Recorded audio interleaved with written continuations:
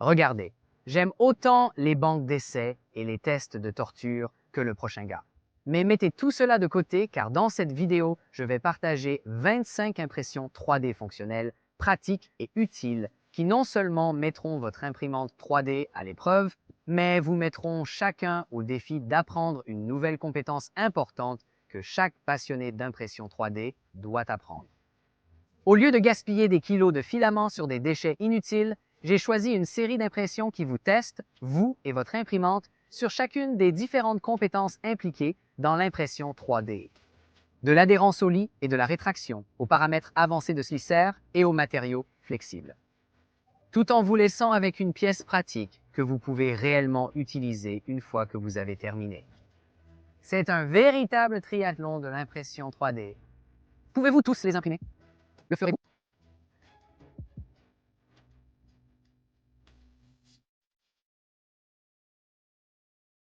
Commençons notre liste avec une seule partie fonctionnelle, mais une partie qui testera absolument et rigoureusement 4 aspects différents des performances, des réglages et du réglage de votre imprimante 3D. Voici l'organisateur de couvercle Tupperware. Je comprends, à première vue, cela peut paraître une impression assez inoffensive. Il maintient et organise vos couvercles Tupperware. Grande affaire, non?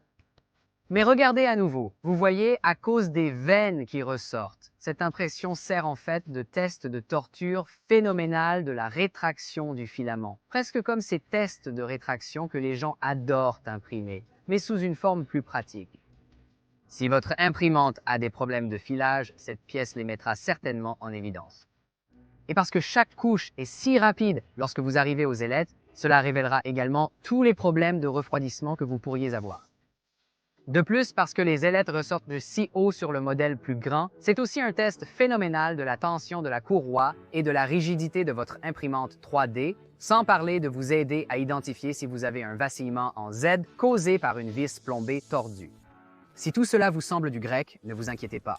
Cela signifie essentiellement que, à cause des parties pointues et hautes de cette impression sera excellente pour diagnostiquer si vous avez ou non des problèmes avec quelque chose appelé bande Z, qui cause des côtes ou des bandes sur des impressions longues et hautes. Enfin, ajoutez à tout cela le fait que cette impression a de grandes surfaces carrées avec des coins à 90 degrés. Et vous avez également un fantastique test d'adhérence au lit juxtaposé au test de refroidissement des couches supérieures.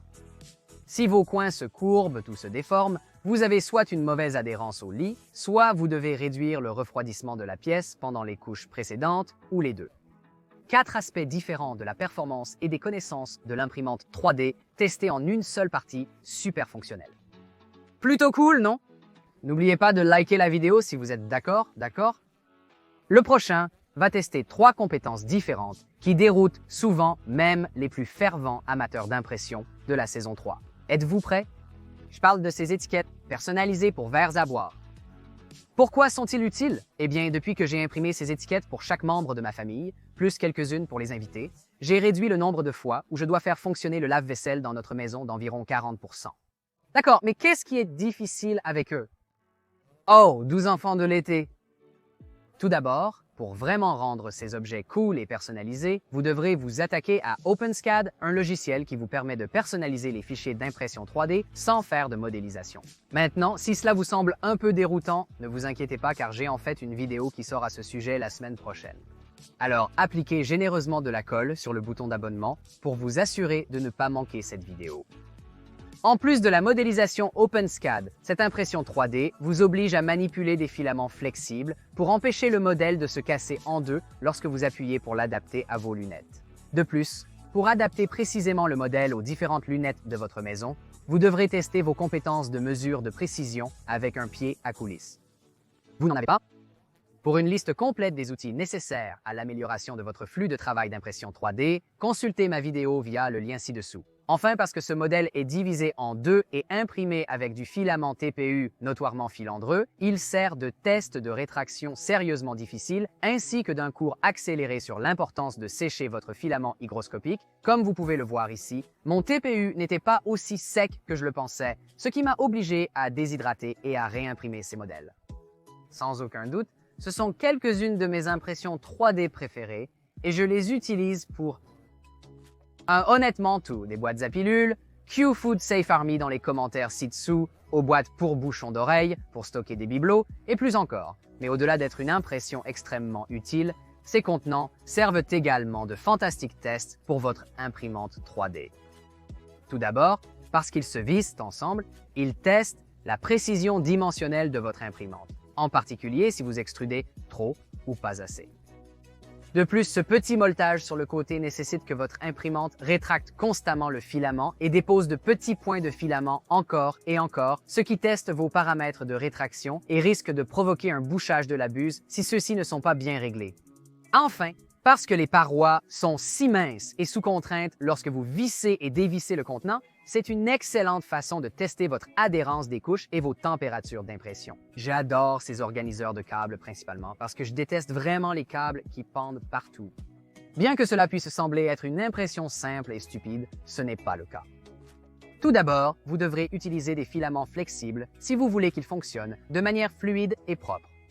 Cela, combiné au fait qu'ils ont ces fentes très serrées, signifie également que vous devrez régler correctement la rétraction. Et parce que le remplissage par rapport au périmètre supplémentaire a des effets très différents sur la quantité de compression que vous obtenez réellement dans quelle zone de l'impression, cela vous obligera également à apprendre la différence et à jouer avec les paramètres de la trancheuse pour l'obtenir juste correct. Mais quand vous l'obtenez correctement, ce sont des impressions super utiles dont vous voudrez garder des extras à portée de main. Au fait, pendant que nous organisons nos câbles, passons à ces petits organisateurs de câbles si vous les remarquez dans le cadre et ils vous aident à organiser vos câbles lorsqu'ils ne sont pas utilisés. Je n'ai découvert ces organisateurs de câbles que récemment, mais laissez-moi vous dire, ils deviennent rapidement certains de mes impressions préférées. Souvent, les gadgets imprimés en 3D comme celui-ci ne fonctionnent pas bien car ils sont fragiles ou ont trop de frottement mécanique, mais pas ceux-ci. Ceux-ci sont lisses et faciles à utiliser car ils sont pratiques et je les adore absolument. De plus, ils proposent des tests divertissants pour votre imprimante 3D.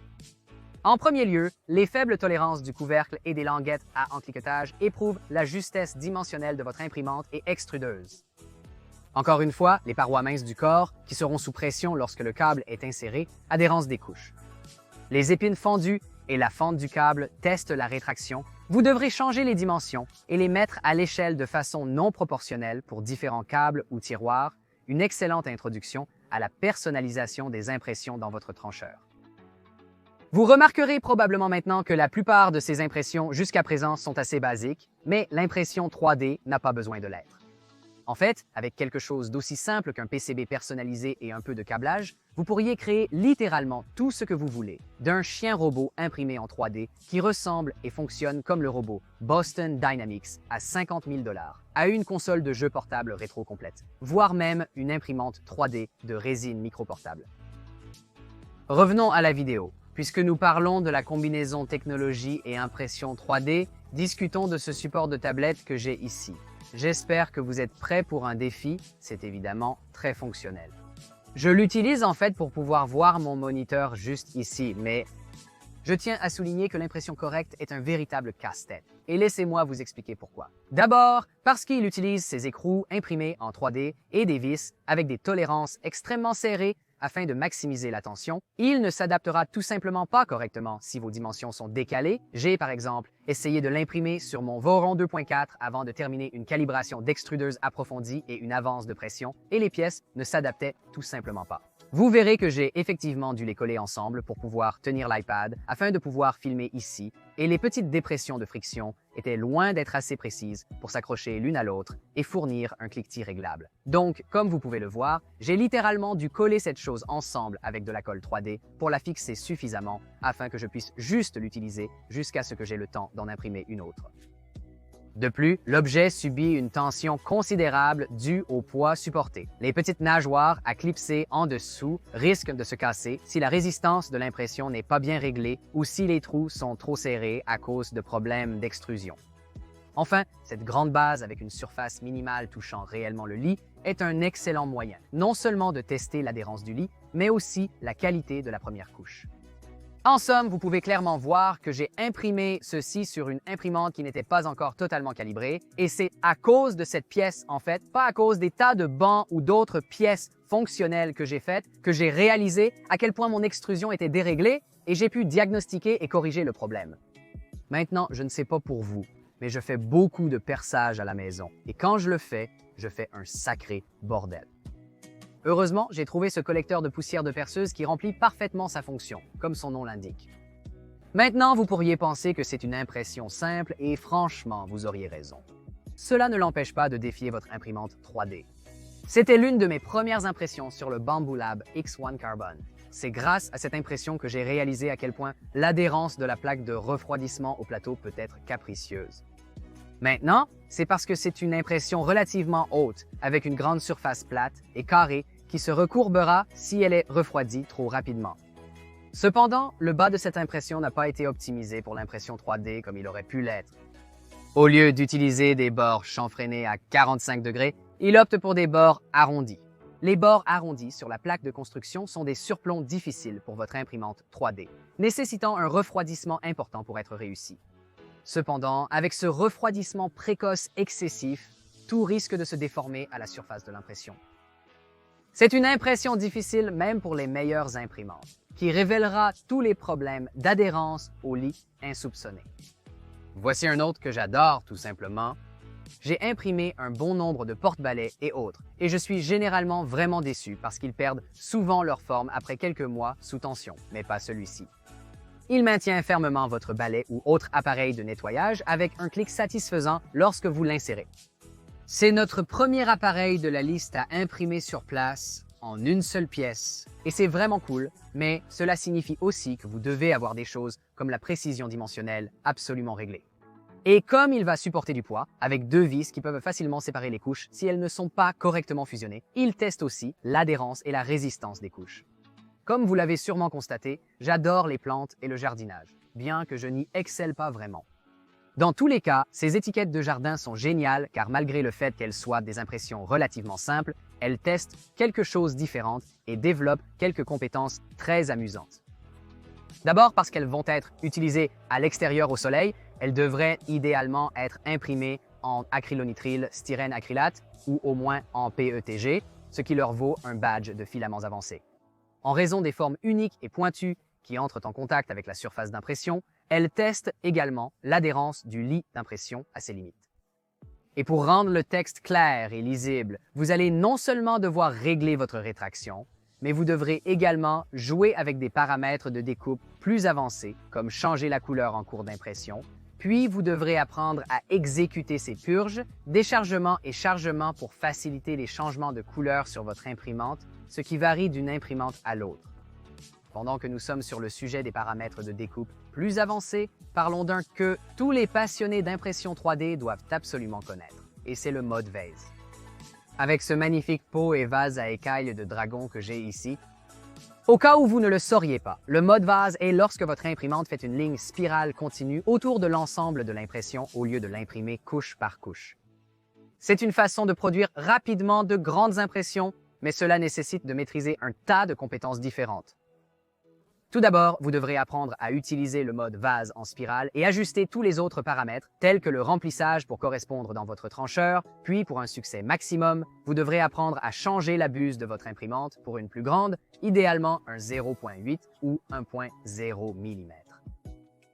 Enfin, parce que les couches se produisent si rapidement en mode vase en spirale et parce que ce modèle particulier a des coins aigus et des surplombs, vous devrez également régler votre refroidissement. Les résultats, cependant, sont honnêtement vraiment magnifiques. Une fois que vous maîtrisez le mode vase en spirale et les compétences associées, les possibilités d'impression sont infinies. Jetez un œil à ma vidéo sur plus de 50 choses utiles à imprimer en 3D pour davantage d'idées et d'inspiration. Ce prochain est un excellent test de la solidité de vos impressions 3D. Mousquetons imprimés en 3D. Bien qu'aucun des deux ne soit imprimé sur place et qu'il ne soit pas recommandé d'aller escalader avec, ils sont résistants. Les tolérances serrées requièrent une grande précision dimensionnelle. Leur utilisation en extérieur et votre volonté d'éviter une cassure violente, comme avec le PLA, impliquent l'usage de filaments avancés tels que l'acrylonitrile styrène acrylate ou le nylon. La résistance nécessaire demandera d'ajuster des paramètres spécifiques dans votre trancheur, comme le nombre de périmètres, plutôt que d'augmenter simplement le remplissage. Enfin, leur petite taille nécessite une bonne adhérence au lit. Ma femme et moi adorons ces derniers, car ils s'adaptent bien à la poussette de notre fils et supportent un poids étonnamment élevé. Heureusement, étant imprimés à plat, ils ne testent pas réellement l'adhérence ou la résistance des couches. Il y a quelques années, j'ai commandé un tas de ces remplacements de lacets flexibles et j'ai commencé à les mettre dans toutes les chaussures que je pouvais. En gros, ils transforment presque n'importe quelle chaussure en chaussure à enfiler, éliminant les lacets ennuyeux qui se dénouent et rendant vos chaussures beaucoup plus confortables dans le processus. Parfois, ils ne sont pas parfaitement adaptés à vos chaussures ou disponibles dans toutes les couleurs souhaitées. Mais tout cela était avant que je possède une imprimante 3D. Je peux désormais les imprimer dans n'importe quelle couleur de TPU trouvée en ligne, à la taille précise souhaitée. Cela signifie bien sûr que j'ai dû maîtriser les filaments flexibles, ainsi que la mesure de précision et la rétraction et la déshydratation du filament, ainsi que l'adhérence au lit en raison des petits ergots touchant le lit, mais tout cela en valait la peine. Regardez ces superbes oranges que je viens d'imprimer. Voici un que malheureusement je n'ai découvert qu'après ma vidéo populaire sur les outils imprimés en 3D que vous pouvez consulter ici. Il teste bien la rétraction. Et si vous voulez qu'il soit aussi lisse que possible, alors vous devrez jouer avec la fonction de hauteur de couche variable plus avancée dans votre trancheur. En gros, c'est un plateau pour trier efficacement tout le matériel différent que vous avez dans votre bureau, mais attention, ces épines qui dépassent ont une vraie tendance à s'étirer, alors amusez-vous à régler votre attraction, amis. Ai-je mentionné que je déteste voir des câbles comme si vous ne le saviez pas déjà avec tous les articles d'organisation de câbles sur cette liste? Heureusement, j'ai découvert ces superbes organiseurs de câbles à imprimer sur place qui se glissent sous votre bureau.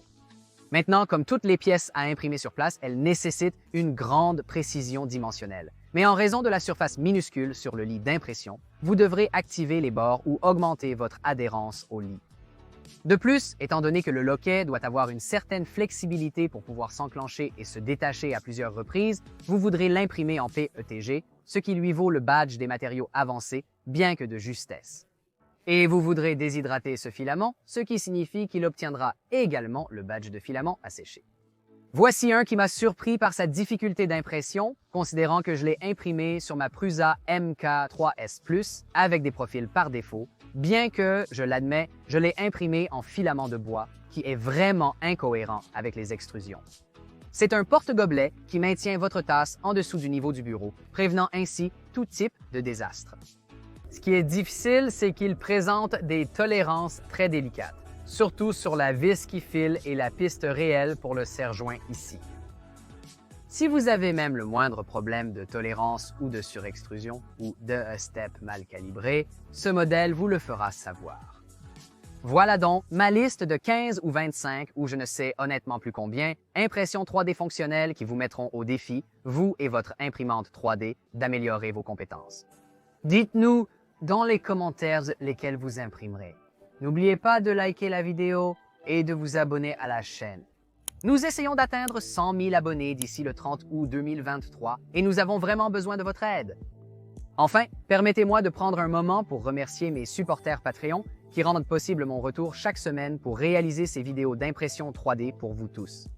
Si vous souhaitez aider à soutenir la chaîne et gagner des avantages excitants, comme des réductions de fournisseurs participants, un accès anticipé à des vidéos sans publicité et un Discord réservé aux membres, alors cliquez sur le lien dans la description ci-dessous. Merci d'avoir regardé. Je vous verrai à la prochaine couche. Ouais.